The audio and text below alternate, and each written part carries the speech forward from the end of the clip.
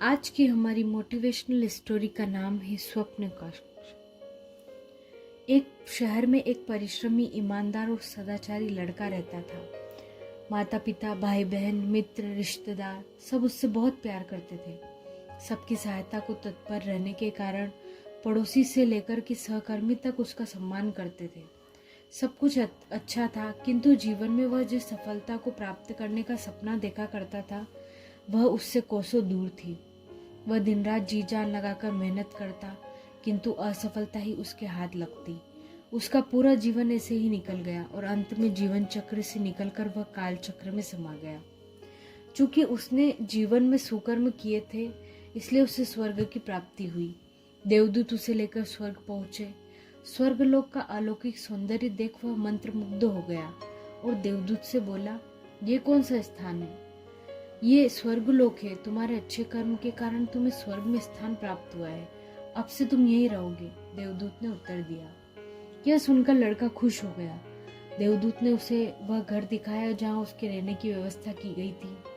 वह एक आलीशान घर था। इतना आलीशान घर उसने अपने जीवन में कभी नहीं देखा था।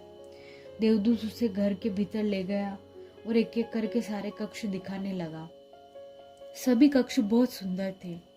अंत में उसे एक ऐसे कक्ष के पास लेकर गया जिसके सामने स्वप्न कक्ष लिखा हुआ था। जब वे उस कक्ष के अंदर पहुंचे तो लड़का यह देखकर दंग रह गया कि वहां पर बहुत सारी वस्तुओं के छोटे छोटे प्रतिरूप रखे हुए थे। ये वही वस्तुएं थी जिन्हें पाने के लिए उसने आजीवन मेहनत की थी, किंतु हासिल नहीं कर पाया था। आलीशान घर, कार, उच्चाधिकारी का पद, ऐसी बहुत सी चीजें जो उसके सपनों में ही रह गए थे। वह सोचने लगा कि इन चीजों को पाने के लिए सपने मैंने धरती लोक पर देखे थे, किंतु यहाँ तो ये मुझे मिली नहीं।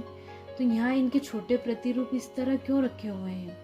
वह अपनी जिज्ञासा पर नियंत्रण नहीं रख पाया और उसने पूछा, ये सब यहाँ इस तरह इनके पीछे का क्या कारण है?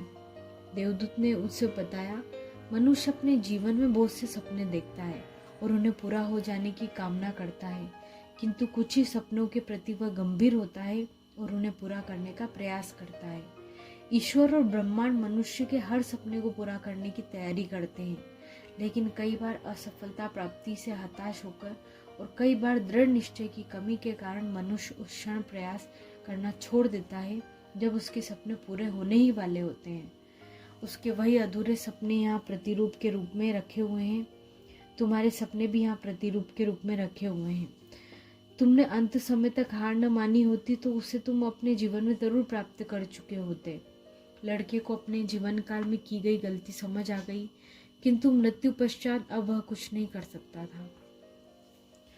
दोस्तों, इस कहानी से हमें यही सीख मिलती है कि किसी भी सपने को पूर्ण करने की दिशा में काम करने के पूर्व यह दृढ़ निश्चय कर ले कि चाहे कितने भी मुश्किलें आएगी, चाहे कितनी बार भी असफलता का सामना क्यों न करना पड़े, अपने सपनों को पूरा करने की दिशा में आप तब तक प्रयास करते रहेंगे जब तक वे पूरे नहीं हो जाते।